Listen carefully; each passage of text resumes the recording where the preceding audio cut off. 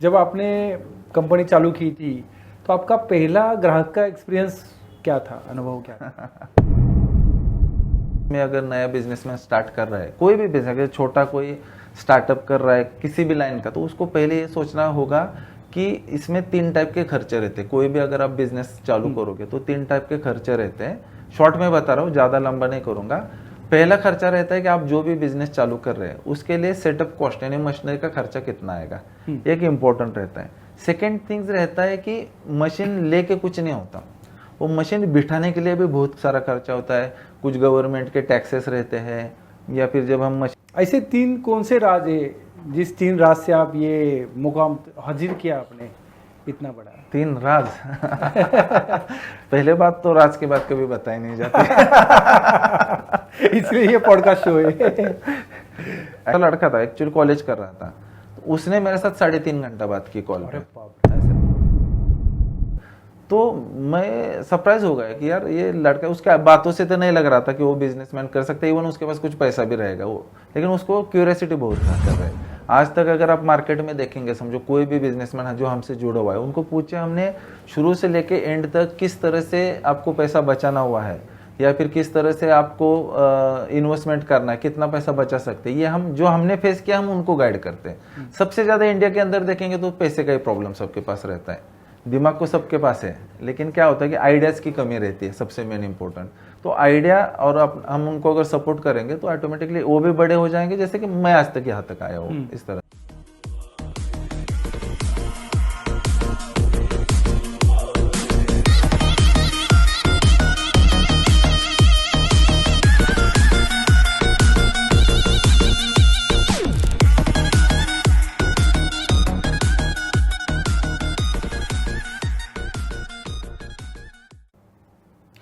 नमस्कार दोस्तों, आपका स्वागत है कोच किरण पाटिल बिजनेस पॉडकास्ट में। आज हमारे साथ है दीपक बालू माने, director of brick vision equipments private limited. 20 साल से ज़्यादा का अनुभव और एएसी ब्लॉक प्लांट मैन्युफैक्चरिंग के क्षेत्र में भारत की अग्रणी कंपनी के संस्थापक। ब्रिक विजन हमेशा क्वालिटी पर फोकस करती है और आज हम इन्हीं से उनके सफर, उनके अनुभव और नए उद्यमों के लिए प्रेरणा के बारे में जानेंगे। दीपक जी, आपका तहे दिल से मैं कोच किरण पाटिल पॉडकास्ट में स्वागत करता हूँ। धन्यवाद सर। मुझे पूछना है, ये जो ब्रिक विजन नाम है, तो ये कैसे आपको इसका विचार आए, और ये काफ़ी यूनिक नेम है, तो इसके बारे में थोड़ा बताइए। राइट। एक्चुअली ये नाम जब मैंने सोचा था, हाँ, तब एक्चुअली ऐसा कुछ फिक्स नहीं था मुझे एक्चुअली कि ये कंस्ट्रक्शन लाइन में कुछ चालू करना था। एक्चुअली मशीनरी का नॉलेज वगैरह था, इवन हम ये फील्ड में काम भी कर रहे थे, लेकिन क्या होता है कुछ एक ब्रांड होना चाहिए। एक्चुअली जब भी कोई बिजनेसमैन बिजनेस स्टार्ट करता है तो ब्रांड होना बहुत जरूरी है। अगर ब्रांड करना है तो पहले कुछ अपने को नाम सोचना पड़ेगा। करेक्ट। तो हम ऐसे बैठे थे, तो एक्चुअली हमारा जो पहला एक्सपीरियंस था प्रीवियस, वो ब्रिक लाइन में, जैसे कि एसी प्लांट वगैरह हम लोग बनाते थे, लेकिन हमने काम तो कर रहे थे।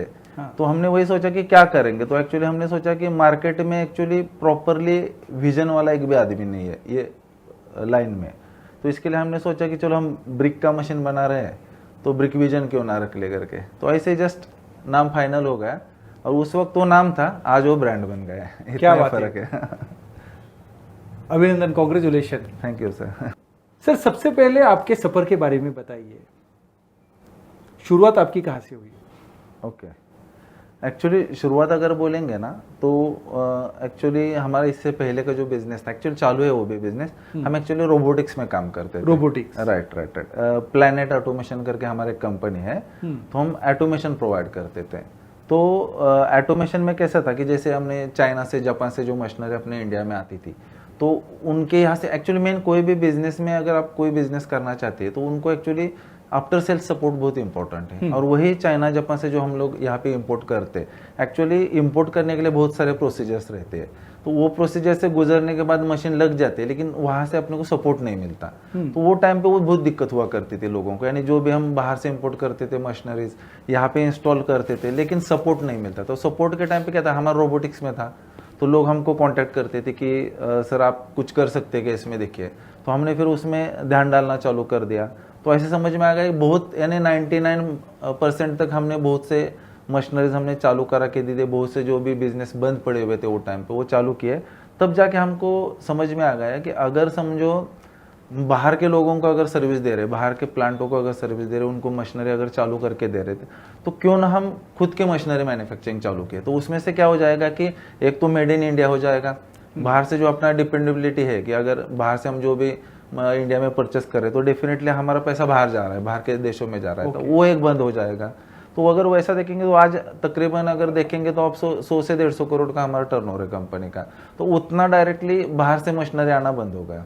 और हम उससे प्रेरणा लेके हमने फिर मशीनरी का स्टार्ट किया और वो आज बहुत बढ़िया चल रहा है ऐसा। और साथ में जहाँ से हमने शुरू किया था रोबोटिक्स ऑटोमेशन से, वो आज भी हमारा वो भी चालू है। अच्छा। हाँ, तो इसमें प्लस पॉइंट क्या होता है कि मशीनरी के साथ ऑटोमेशन भी हम खुद देते हैं, तो उसकी वजह से क्या होता है कि हमको डबल सॉल्यूशन क्लाइंट को दे सकते हैं, सर्विस दे सकते हैं आफ्टर, तो बहुत ही बढ़िया चल रहा है उसके से।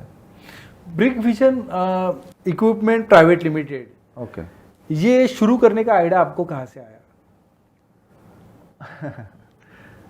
एक्चुअली क्या है, मेरे जितने भी बिजनेस है ना, तो मैंने ऐसे कुछ तय करके चालू नहीं किए हुए। जैसे हम काम करते जाते हैं ना, तो अपने आजू बाजू में जो भी घट रहा है, अपने आजू बाजू जो भी बिजनेसेस चल रहे हैं, तो उसमें से आइडिया लेके हमको ये देखना है कि मार्केट में नीड किस चीज का है। अगर वो चीज पे आप फोकस करते हो तो ऑटोमेटिकली आप एक कोई भी लाइन में आप अच्छा एक ब्रांड क्रिएट कर सकते हो। ब्रिक विजन का मेरे दिमाग में कोई भी ये नहीं था। जैसे मैंने आपको बोला ना कि स्टार्टिंग में हमने रोबोटिक्स में काम किया, तब हमें समझ में आया कि यहाँ पे मशीनरी देने वाले बहुत लोग कम है या फिर प्रॉपर कोई दे नहीं रहा है। तो इस वजह से हमने, क्योंकि देखो जब हम कोई भी ऑटोमेशन प्रोवाइड करते तो हमारा ये टारगेट रहता है कि ऑटोमेशन के साथ मशीन भी अगर हम खुद चालू करके देंगे तो ऑटोमेटिकली आइडिया जुड़ते जाते हैं। तो वैसे ही जैसे आपको लगता है कि प्रॉपर वे है कि चलो हम ये कर सकते हैं करके, तो उस लाइन में एंट्री करने का ऐसा रहता है। Deepak ji, AC block plant ये क्या होता है और ये इंडस्ट्री के लिए कितना जरूरी है? अच्छा, एक्चुअली नहीं, बहुत बढ़िया सवाल है एक्चुअली। नहीं, बेस्ट। एक्चुअली क्या होता है कि आज का अगर कंस्ट्रक्शन लाइन देखेंगे तो कंस्ट्रक्शन लाइन में जब बिल्डिंग बनती है तो वहाँ पे 2 वर्क सबसे इम्पोर्टेंट होते हैं। एक होता है सिविल वर्क जो हमारा स्ट्रक्चर खड़ा करते हैं, वो एक रहता है, और सेकेंड वर्क रहता है ब्रिक वर्क जो वॉल्स रहते हैं। तो ये 2 ही बहुत इंपॉर्टेंट चीज़ है। तो आज के डेट में इंडिया के अगर आप देखेंगे तो इंडिया में अपने यहाँ पे 2 से 3 ब्रिक का टेक्नोलॉजी चलता है, जैसे कि रेड ब्रिक जो अभी शुरुआत से अपना आज तक चलता आ रहा है। लेकिन रेड ब्रिक का कैसे है, रेड ब्रिक अभी क्या होता है कि रॉयल्टी चालू हो गई है, यानी मिट्टी अगर आपको कहीं ट्रांसपोर्ट करनी है, कहीं यूज़ करनी है, तो उसकी रॉयल्टी गवर्नमेंट में भरनी पड़ती है। इवन एमपी वगैरह ऐसा अगर यहाँ पे देखेंगे तो यहाँ पे ऑलरेडी रेड ब्रिक के ऊपर बैन आ गया है। तो अभी बची खाली कंक्रीट ब्रिक। तो कंक्रीट ब्रिक, और अभी ये नया टेक्नोलॉजी है, एएसी जो है ना, अभी इंडिया का नया टेक्नोलॉजी है। इसका फर्क बेस्ट क्या है कि वो नॉर्मल कंक्रीट ब्रिक से 4 गुना हल्का रहता है। तो इसकी वजह से क्या होता है कि कंस्ट्रक्शन में जब भी ये ब्लॉक यूज होते हैं तो क्या होता है, कंस्ट्रक्शन में टोटली अगर बिल्डर के पॉइंट ऑफ व्यू से देखेंगे तो 20 to 25% उसका टोटल प्रोजेक्ट कॉस्ट में सेविंग होता है। Second things, advantages wise AAC का कोई तोड़ नहीं है। तो इसके लिए एएसी आज के टाइम पे कंस्ट्रक्शन लाइन में सबसे टॉप में चल रहा है। इसके कॉम्पिट में एक भी प्रोडक्ट आज में, इसके लिए ये टॉप में चल रहा है और हम इसी के मशीनरी नॉर्मली ज़्यादा सेल करते हैं, ऐसा है। और मेन अगर अभी बात छुड़ी एएसी के, मेन क्या रहता है कि एएसी का प्रोडक्ट जो है 24 आवर्स में रेडी टू सेल होता है। जो नए हम लोग बिजनेस कर रहे हैं, समझो जो भी लोग बिजनेस स्टार्ट कर रहे हैं, 24 आवर्स में अगर रेडी टू सेल आपके ब्लॉक बन रहे हैं तो दूसरे ब्लॉक कोई भी इंडिया में जितने भी बन रहे हैं उनको कम से कम 1 महीना रेडी होने के बाद उसको सेल आउट में लगता है। तो उतना स्टॉक करना पड़ता है, उतनी इन्वेस्टमेंट ऐड होती है वो चीज़ में। एसी में वो प्लस पॉइंट है, आज बनाओ और कल बेचो। तो अपना पैसा जो भी हमने इन्वेस्टमेंट किया है ना, वो ऑटोमेटिकली अपना जल्दी अपना रिकवर हो जाता है, ऐसा। हाँ, तो वर्किंग कैपिटल की जरूरत कम रहती है एसी प्लांट के अंदर। आने वाले समय में ये एएसी ब्लॉक्स का भविष्य क्या है? आने वाले समय में एक्चुअली क्या है, कंस्ट्रक्शन में अगर कंस्ट्रक्शन के हिसाब से देखा जाए तो ये एएसी का टेक्नोलॉजी बहुत साल पहले अपना इंडिया में ऑलरेडी आया हुआ है। लेकिन अपने इंडिया के लोग कैसे होते हैं कि उसको एक्सेप्ट करने में टाइम लगता है, क्योंकि उनको क्या लगता है लाइट वेट है, चलेगा कि नहीं कोई गारंटी नहीं है करके। लेकिन आज के टाइम पे और या इन फ्यूचर के भी टाइम में एसी के कॉम्पेट में आज भी एक भी प्रोडक्ट नहीं, और कोई भी अगर समझो न्यू प्रोडक्ट भी अगर इंसर्ट होता है तो कम से कम उसको स्टेबल होने के लिए 15 से 20 साल लगेंगे। अच्छा, तो आज अगर कोई भी ये लाइन में अगर बिजनेस चालू करना है तो वो एकदम ओपन बिजनेस है, दूसरा कोई भी टेक्नोलॉजी नहीं इसके क्रॉस में। तो 15-20 साल जब भी कोई नया टेक्नोलॉजी आएगा तो उसके बाद 15-20 साल तो एसी का फीचर्स एकदम स्ट्रांग है ऐसा। आपने जैसे हम चाय पी रहे थे, अच्छा। जब आप आए थे तो आपने बोला था कि क्वालिटी के ऊपर हम बहुत फोकस करते हैं, क्वालिटी में कॉम्प्रोमाइज नहीं करते। राइट। ये सोच आपके लिए इतनी महत्वपूर्ण है तो कैसे? एक्चुअली आपको एक बताता हूँ, आजकल अगर इंडिया में देखेंगे या फिर बाहर के कंट्री में भी देखेंगे, सबको अपना अपना बिजनेस स्टार्ट करना है। हाँ, ठीक है, लेकिन बिजनेस स्टार्ट करने के चक्कर में अभी बिजनेस स्टार्ट करने का रूल कैसे हुआ है पता है क्या, कि हमारा बिजनेस बचाने के चक्कर में दूसरे 4 जो बिजनेस स्टार्ट करे उनको डुबाना, यही लोगों का अभी एक रूल बन गया है। एक्चुअली ये रूल सही नहीं है। एक्चुअली अगर आप बिजनेस क्यों कर रहे हैं? 2 पैसा कमाने के लिए। अगर कोई नया उद्यमी आ रहा है, कोई नया बिजनेसमैन आ रहा है, अगर आपसे जुड़ रहा है, समझो हमसे जुड़ रहा है कि सर हम आपसे मशीन खरीदेंगे और प्लांट जाड़ेंगे, तो मुझे ये टारगेट रखना है कि वो सक्सेसफुल कैसे हो सकता है। अगर वो सक्सेसफुल हो गया तो डेफिनेटली वो मुझे 4 रेफरेंसेस और दे देगा। करेक्ट। अगर मैं उसको अच्छे से गाइड करूंगा तो, और डेफिनेटली अगर वो सक्सेस हो जाएगा तो मैं आगे बढ़ूंगा। ट्रू। तो ये ऐसा आजकल के लोग नहीं सोच रहे। आजकल के बिजनेसमैन ये सोच रहे हैं कि मैं खाली पैसा कैसे कमाऊं, आगे जो भी कस्टमर आता है उससे पैसे कैसे कमाऊं। तो ये नहीं है, ये फंडा नहीं रहना है। फंडा ये रहना चाहिए हमारे साथ जितने भी लोग जुड़ते हैं उनको आगे लेके कैसे जा सकते हैं, ये अपने को देखना पड़ेगा सर पहले। ये इंपॉर्टेंट है बिजनेस में ऐसे। 20 साल का जो आपका अनुभव है, सबसे बड़ी सीख आपको क्या मिली इसमें? सबसे बढ़िया क्या है, सीख यही है इम्पोर्टेंट सबसे, कि आप जो भी करोगे, बिजनेस होगा या फिर आपके रियल लाइफ में होगा, आप ओपन रह के कीजिए जो करना है। करेक्ट। यानी कुछ भी ऐसा कि हाइड चीजें रख के वगैरह, ये मैंने एक ही सोच लिया, जितना आप लोगों से झूठ बोल के बिजनेस करोगे, करेक्ट, आप उतना फंसते जाओगे। यानी आप खुद एक बिजनेस करने के लिए आगे आ गए हो और उसमें से आप झूठ बोल के अगर बिजनेस करोगे तो आप खुद फंसोगे, साथ में 4 लोगों को लेकर डूबोगे। उससे अच्छा है कि आप ओपन रह के बात करो। ओपन रहने के बाद लोगों को जब आपका सच्चाई समझ में आते है तो ऑटोमेटिकली 4 लोगों को आपसे लाके जोड़ते हो लोग। हाँ। तो वैसे कोई भी बिजनेस अकेला बड़ा नहीं होता। वो जैसे कि लोग बढ़ते जाएंगे, जैसे आप अब रिलायंस इंडस्ट्री देख लो, टाटा इंडस्ट्री देख लो, ये बड़े किस वजह से हुआ है? कि उन्होंने क्या किया है कि साथ में सबको जोड़ा हुआ है। एक अकेला आदमी कुछ कर नहीं सकता ऐसे। तो उसके लिए हमको साथ में हमारे जैसे लोगों को जोड़ना पड़ेगा, तब जाके हमारे एम्पायर बढ़ा। आज एक ब्रिकविजन ब्रांड क्यों बना है? क्योंकि ब्रिकविजन 1500-1600 जिनको भी मेरे से आज तक मशीनरी लगा हुआ है, वो लोग सक्सेसफुल हो गए और उन्होंने मेरा ब्रांड बड़ा किया, मैंने नहीं किया हुआ है। मैंने उन लोगों को खाली हेल्प किया, वो बड़े हो गए तो ऑटोमेटिकली मैं बड़ा बन गया। करेक्ट। तो ये स्ट्रेट वे वर्किंग रहता है इसके पीछे का बिजनेस का ऐसा है। शुरुआती में आपको कौन से चुनौतियों का सामना करना पड़ा? अभी चुनौती बोलेंगे ना सर, स्टार्ट अगर फंडिंग से ही सबका होता है। मेन तो देखो आइडिया सबके पास है, लेकिन प्रॉब्लम क्या होता है कि शुरू करने के लिए पैसा नहीं होता या फिर अच्छा मार्गदर्शन नहीं मिलता। बोलते हैं हम इसको कि कोई अपने को सपोर्ट अच्छे से नहीं करता। आज के टाइम में हम लोग क्या करें, वो जो हमको एक्चुअली प्रॉब्लम्स आ गए, हमारे पास जो भी उद्यमी आ रहे हैं, जो भी बिजनेसमैन है, हम उनको 0 से लेके एंड तक पूरा गाइड कर रहे हैं। आज तक अगर आप मार्केट में देखेंगे, समझो कोई भी बिजनेसमैन है जो हमसे जुड़ा हुआ है, उनको पूछे हमने शुरू से लेके एंड तक किस तरह से आपको पैसा बचाना हुआ है या फिर किस तरह से आपको इन्वेस्टमेंट करना है, कितना पैसा बचा सकते हैं, ये हम जो हमने फेस किया हम उनको गाइड करते हैं। सबसे ज्यादा इंडिया के अंदर देखेंगे तो पैसे का ही प्रॉब्लम सबके पास रहता है। दिमाग को सबके पास है, लेकिन क्या होता है कि आइडियाज की कमी रहती है, सबसे मेन इंपॉर्टेंट। तो आइडिया और हम उनको अगर सपोर्ट करेंगे तो ऑटोमेटिकली वो भी बड़े हो जाएंगे, जैसे कि मैं आज तक यहाँ तक आया हूँ इस तरह से। जब आपने कंपनी चालू की थी तो आपका पहला ग्राहक का एक्सपीरियंस क्या था, अनुभव क्या था? एक्चुअली जब शुरुआत होती है तो आपको पता है सबकी शुरुआत तो नॉर्मल से होते हैं। जब मैंने एक्चुअली बिजनेस स्टार्ट किया था तो मेरा जो फैक्ट्री था बहुत छोटे एरिया में फैक्ट्री था और मेरा ऑफिस भी नहीं था। मैं फैक्ट्री पे ही लोगों से बातें करता था। तो पहली डील मैंने चाय के टपरी पे बैठ के फाइनल की है। क्या बात है। हाँ, और वहाँ पे वो क्लाइंट को भी मैं मानता हूँ कि उसने चाय के टपरी पे बैठ के मुझे एडवांस दिया था। तो मुझे आज भी वो याद है कि चलो वो अमाउंट आज अपने लिए बहुत छोटी अमाउंट है, लेकिन क्या होता है कि वही अपने लिए स्टार्टअप है। वही बोलते हैं ना हम उसको कि उन्होंने उतना पैसा वहां पे हमारे हाथ में थमा दिया, तो वो एक आप चाय के टपरी पे जो एडवांस दिया था वही अपने को प्रेरणा मिल गई। तो उसी की वजह से आज हम यहाँ पहुंचे कि हमको तब कॉन्फिडेंस आया जब कुछ नहीं था। तब लोग अगर इतना अपने को अगर ट्रस्ट रख सकते हैं, तो इतना समझ में आ गया कि आप अगर ओपन रहोगे, सच्चे रहोगे, तो ट्रस्ट करने के लिए बहुत लोग मार्केट में हैं। जैसे अगर मुझे बहुत लोग मिलते बोलते यार ये इंडिया के समझो ये दुनिया के अंदर बहुत बुरे लोग हैं, मैं तो ऐसा कहूँगा कि 99% लोग अच्छे हैं, अच्छे 1% ही बुरे होते हैं।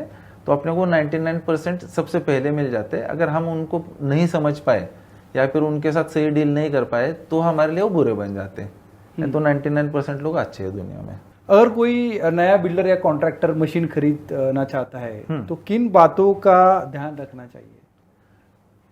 नहीं, बढ़िया है। एक्चुअली अपना मशीन ही नहीं, अगर कोई भी बिजनेस में, अगर नया बिजनेस में स्टार्ट कर रहा है, कोई भी बिजनेस, अगर छोटा कोई स्टार्टअप कर रहा है किसी भी लाइन का, तो उसको पहले ये सोचना होगा कि इसमें 3 टाइप के खर्चे रहते हैं। कोई भी अगर आप बिजनेस चालू करोगे तो 3 टाइप के खर्चे रहते हैं। शॉर्ट में बता रहा हूँ, ज्यादा लंबा नहीं करूंगा।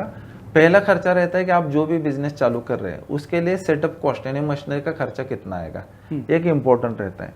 सेकेंड थिंग्स रहता है कि मशीन लेके कुछ नहीं होता, वो मशीन बिठाने के लिए भी बहुत सारा खर्चा होता है। कुछ गवर्नमेंट के टैक्सेस रहते हैं, या फिर जब हम मशीन फिट करेंगे तो वो टाइम पे भी अपने को साइड पे खर्चा रहता है, या फिर जो भी आप कुछ छोटा मोटा आपका इंफ्रास्ट्रक्चर खड़ा कर रहे हैं तो उसके वो दो, ये सेकंड कॉस्ट का उसको देखना है। और तीसरा और जो सबसे इम्पोर्टेंट है कि जहाँ पे लोग नॉर्मली ध्यान नहीं देते, वो है वर्किंग कैपिटल। यानी आप सब खड़ा कर लोगे, लेकिन खड़ा करने के बाद अगर बिजनेस कुछ दिन नहीं चला तो आपको स्टेबल करने के लिए कितना पैसा लगेगा, तो उसको हम लोग वर्किंग कैपिटल बोलते हैं। तो ये 3 चीजों का अगर ध्यान रखते हैं, मशीनरी कॉस्ट, साइट वर्क और उसके बाद वर्किंग कैपिटल, तो ये 3 चीजों का आप स्टडी करके अगर कोई भी बिजनेसमैन उतरेगा तो डेफिनेटली सक्सेस होएगा।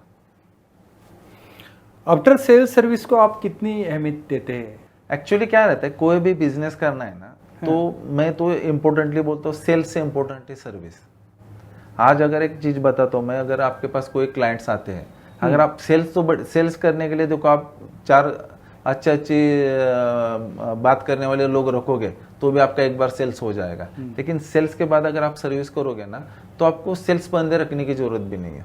सही। तो, हाँ, तो वही लोग आपको जिनको आपने सर्विस दिया है, वही लोग आपका माउथ पब्लिसिटी करेंगे, आपके पास लोग लेके आएंगे, ऑटोमेटिकली बिजनेस ग्रो होता रहेगा। और आफ्टर सेल्स सर्विस बहुत इंपॉर्टेंट है। अगर आपको लाइफ टाइम बिजनेस सक्सेस करना है तो आफ्टर सेल्स सर्विस इंपॉर्टेंट है।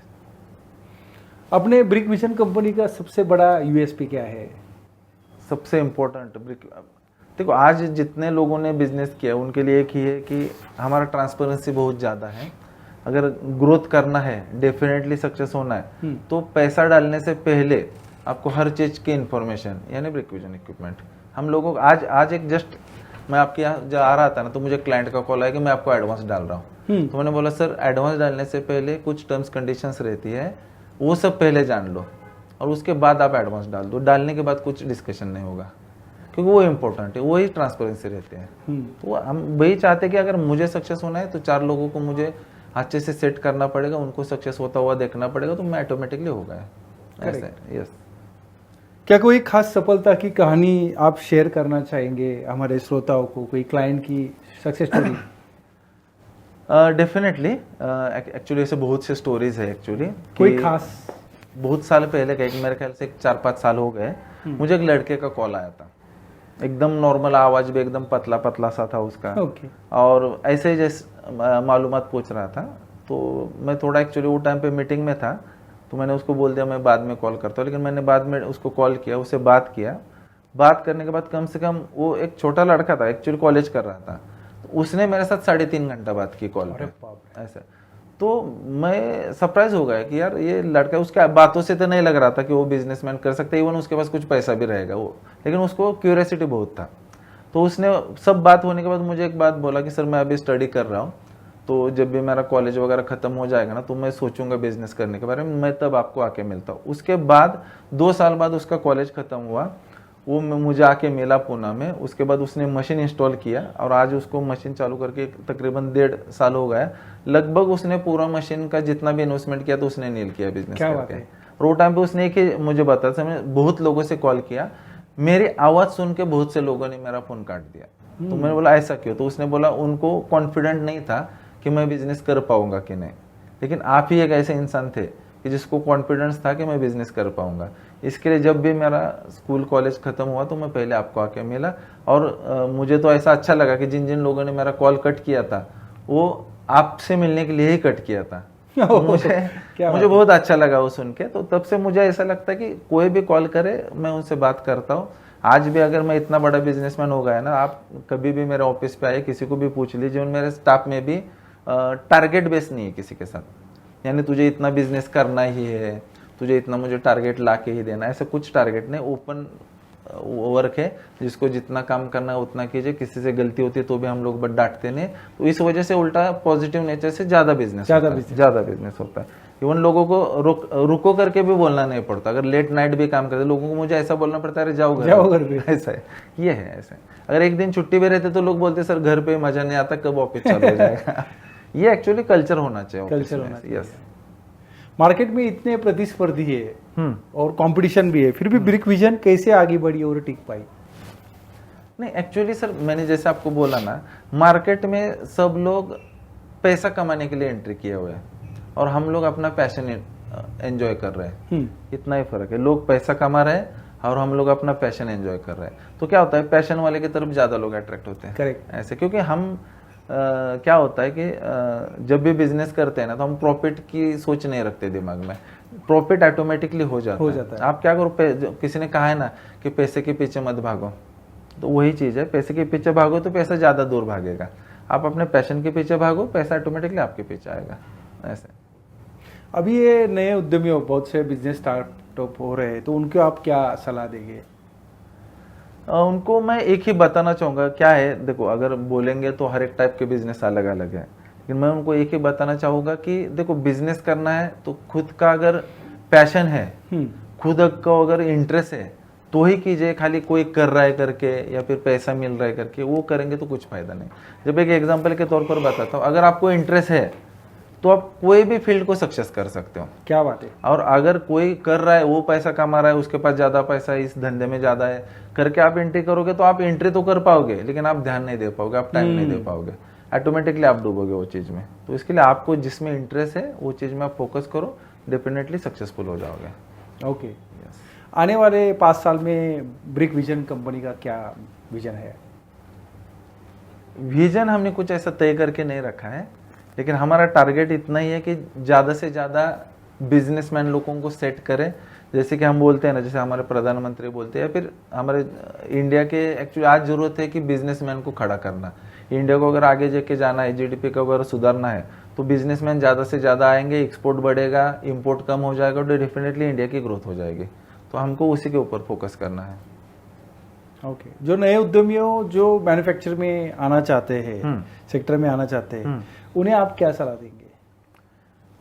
उनको तो एक ही सलाह है, देखो हम तो बिजनेस कर रहे हैं, हम तो मशीनरी सेटअप करके आपको सबको दे रहे हैं, ऐसा हमको कुछ इशू नहीं। खाली आप जो भी हमारे पास आएंगे तो पूरा स्टडी करके आइए। हम जैसे बोल रहे हैं आपको कि मार्केट में देखो कि जो भी बंदे मार्केटिंग कर रहे हैं उनका सीधा सीधा कैलकुलेशन क्या है कि आप नहीं समझ पाओगे कि कौन सही बोल रहा है कौन गलत बोल रहा है, क्योंकि मार्केटिंग वाले बंदे रहते हैं पोपट पंची टाइप में। तो आप उनसे नहीं, तो आप खुद को स्टडी करना पड़ेगा। जो हम अगर मैं भी आपको कुछ बता रहा हूँ तो खाली आप सुनिए, लेकिन उसके ऊपर स्टडी कीजिए, मैं जो बोल रहा हूँ वो सही क्या गलत है। क्योंकि हर एक मार्केटिंग वाला बंदा इतना स्ट्रांग रहता है क्योंकि उस तरह से उनको ट्रेनिंग दी जाती है, बात करने की बोलोगे तो एटीट्यूड उनका उस तरह से रहता है, आपको सब लोग सच्चे लगेंगे। तो सब लोगों के ऊपर ध्यान देने से अच्छा कि आप स्पेसिफिकेशन के ऊपर ध्यान दे दो। आदमी जो भी बोल रहा है वो आप खुद जांच कर लो मार्केट में घूम के कि वो सही बोल रहा है क्या गलत बोल रहा है, तभी आप सबके ऊपर भरोसा रखो। वो बहुत इंपॉर्टेंट है ये लाइन में, क्योंकि आज के डेट में क्या हो गया, अभी सोशल मीडिया का जमाना है। इवन अभी क्या हो गया कि इतना डेवलपमेंट आगे बढ़ा, इवन मार्केटिंग कैसे करे इसके ट्रेनिंग इंस्टीट्यूट भी मार्केट में खुले हुए हैं। तो आप वो नहीं जान पाओगे। अगर ऐसा जो मार्केटिंग बंदा है उसको अगर खराब प्रोडक्ट भी दोगे तो वो भी बेच पाएगा। तो इसके लिए आप खुद प्रोडक्ट का स्टडी करो। खुद एक अगर ब्रांड है तो ब्रांड कितना साल से मार्केट में स्टेबल है, उसके मार्केट में कितने प्रोजेक्ट लगे हुए, ये सब के ऊपर आप कंसंट्रेशन करके आप स्टडी करो कि आपको क्या करना है करके। ये बहुत इंपॉर्टेंट है। ऐसे 3 कौन से राज है जिस 3 राज से आप ये मुकाम हाजिर किया आपने इतना बड़ा? 3 राज पहले बात तो राज के बाद कभी बताई नहीं जाती इसलिए ये पॉडकास्ट शो है। एक्चुअली राज वगैरह ऐसा कुछ नहीं है। मैंने जैसे बोला ना, आपका हॉबीज बहुत इंपॉर्टेंट है, दूसरे के प्रति अच्छा ही इंपॉर्टेंट है कि आप किसी का भी भला सोचो, वाह। बुरा मत सोचो। ये 2 ही चीजें, तीसरी चीज की जरूरत नहीं। अगर दूसरे का आप भला सोचोगे तो ऑटोमेटिकली आपकी ग्रोथ डेफिनेटली सक्सेसफुल मिलेगी, ऐसे कुछ प्रॉब्लम ना उसमें।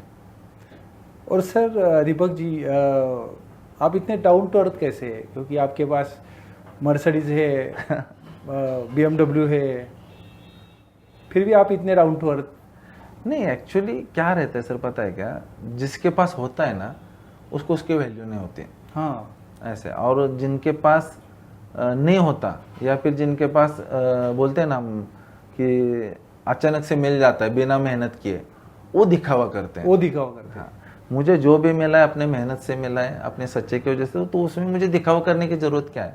बहुत से लोगों को ये नहीं पता कि मेरे पास क्या है, क्या मैं एक्चुअली, मुझे उनको खुद को दिखाना है ना। मैं मेरा प्रॉपर्टी, मेरे जायदाद और ये दिखा के क्या करूंगा मैं उनको? सही है, ट्रू। अगर देखना है तो मुझे देख लो, मेरे अंदर क्या है वो देख लो, मैं बिजनेस कैसा कर रहा हूँ, लोगों को गाइड कैसे कर रहा हूँ, वो देख लो, वो इंपॉर्टेंट है ना। और डाउन टू अर्थ वही रहेगा। अगर मुझे समझो जो मुझे चीज चाहिए वो समझो मुझे अचानक से मिल गई, बिना मेहनत मिल गई, तो मैं दिखावा करूंगा ये मेरे पास ये है वो है करके, तो वो मुझे नहीं लगता कि वो मायने रखता है दिखावा। सिंपल सी बात है। कोई भी स्टार्टअप करता है तो पहले तो उसको चैलेंज आता है फिनेंस का, फंड कैसा खड़ा करने का। राइट। तो कैसे खड़ा कर दिया जा सकता है? एक्चुअली देखो, आज अभी प्रॉब्लम क्या है कि पैसा ही सबसे इम्पोर्टेंट चीज है, क्योंकि जो कुछ हो रहा है वो सब पैसे के लिए होता है। तो इम्पोर्टेंट ये है कि देखो, अभी गवर्नमेंट सेक्टर में भी बहुत सारी स्कीमें चल रही है स्टार्टअप वालों के लिए वगैरह। अच्छा। इम्पोर्टेंट है कि देखो, पहले तो आप आपको खुद का बजट देख लीजिए कि आपको कैसे इन्वेस्टमेंट करना है। ऐसा कुछ नहीं है कि हर बिजनेस के लिए पैसा लगता है। सबसे इम्पोर्टेंट होता है बिजनेस करने के लिए दिमाग। अगर आपके पास दिमाग है तो पैसा ऑटोमेटिकली खड़ा हो जाएगा। करेक्ट। फिर भी समझो, अगर कोई नए लोग चालू करे तो उनको एक सिंपल है, गवर्नमेंट में स्कीम चल रही है, 50 लाख रुपए का स्टार्टअप में लोन मिलता है। वहाँ पे डॉक्यूमेंटेशन की बहुत कम मात्रा में, यानी आपका कोई भी अगर पिछला रिकॉर्ड नहीं रहेगा तो 50 लाख तक का लोन मिलता है। लेकिन उसके आगे भी रहेगा तो सब्सिडीज वगैरह है।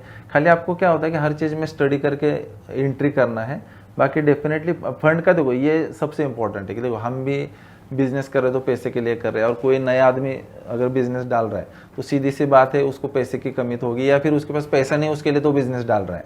तो देखो, एक मात्र ऑप्शन है, लोन ही करके आपको आगे बढ़ना होता है। कुछ लोग बोलते हैं कि सर लोन करना अच्छा नहीं रहता, लोन करके कोई बोलते हैं, हमारी कहावत है कि लोन करके आप फेस्टिवल नहीं मना सकते करके। तो ऐसा कुछ नहीं है।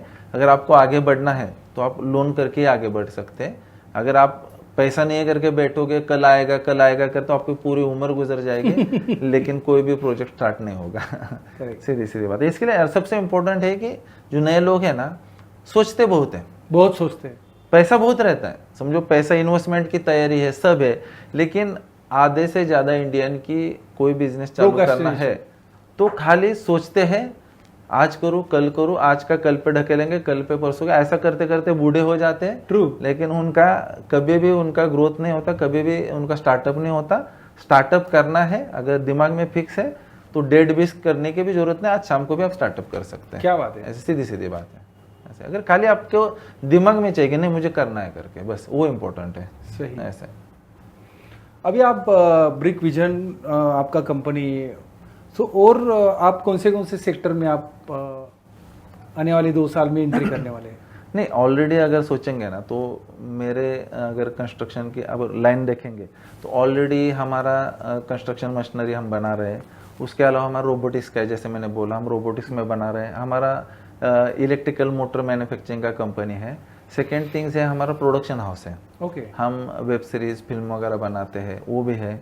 और ट्रांसपोर्ट लाइन में भी हम काम कर रहे हैं। और अभी अगर रिसेंटली आगे का आप बोल रहे हैं तो आगे के हमारे पास 2 प्रोजेक्ट हमारे ऑलरेडी दिमाग में है। एक है हमारा, जो जितने भी बिजनेसमैन हैं उनको क्या होता है कि लीड मैनेजमेंट करना बहुत डिफिकल्ट हो रहा है आज के डेट में, क्योंकि हम भूल जाते हैं कि लीड मैनेज कैसे करना है। फिर आज किसी का कॉल आया तो हम कल भूल जाते हैं। हम एक लीड मैनेजमेंट के लिए एक ऑनलाइन एक सॉफ्टवेयर बनाया हुआ है, तो हम उसका जल्दी अपने दर्शकों के लिए, आपके दर्शकों के लिए वाह, बताता हूँ क्या बात है। कि हम उसका जल्दी सेटअप करेंगे, उसका ये करेंगे अनाउंसमेंट।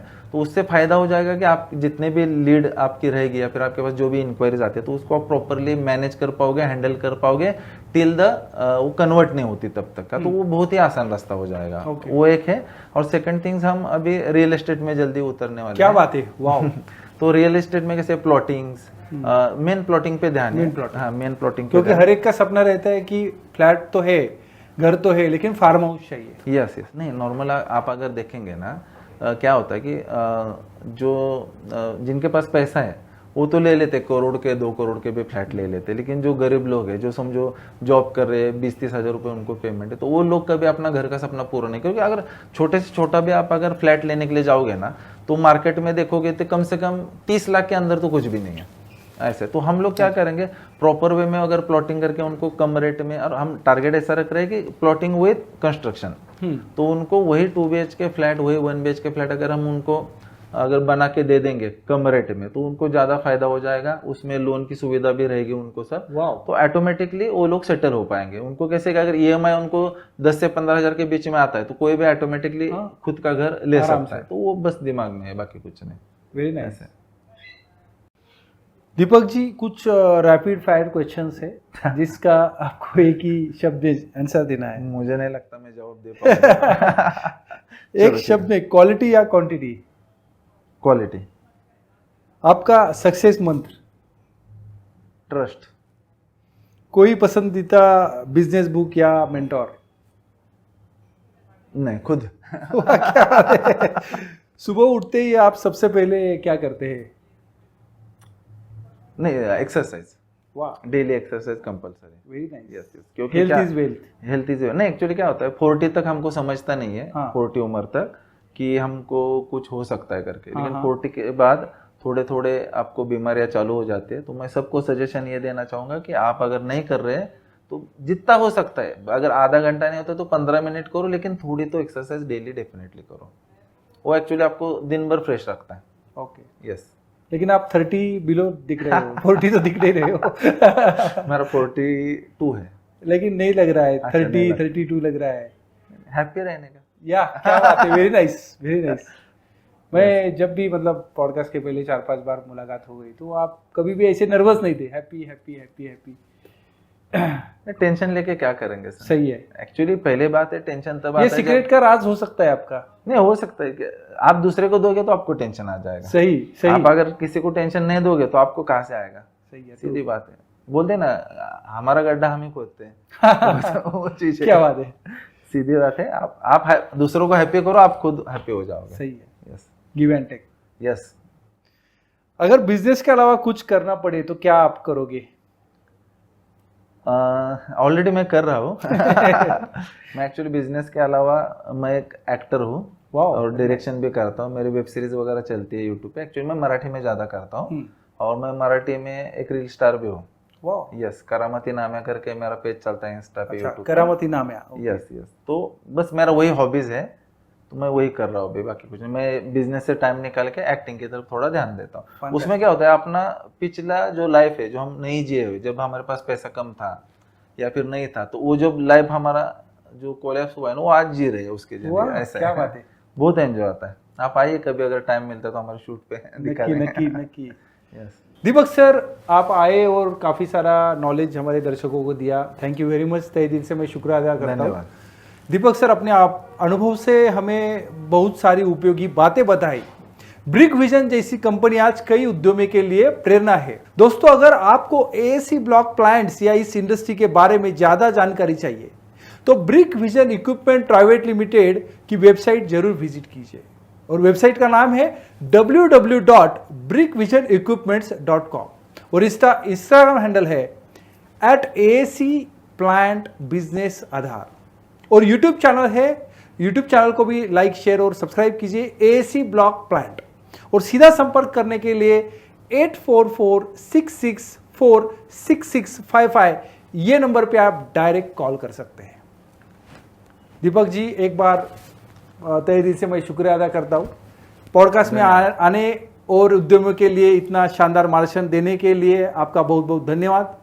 दोस्तों अगले एपिसोड में फिर मिलेंगे एक नए उद्यमी के साथ। तब तक के लिए कीप लर्निंग, कीप ग्रोइंग।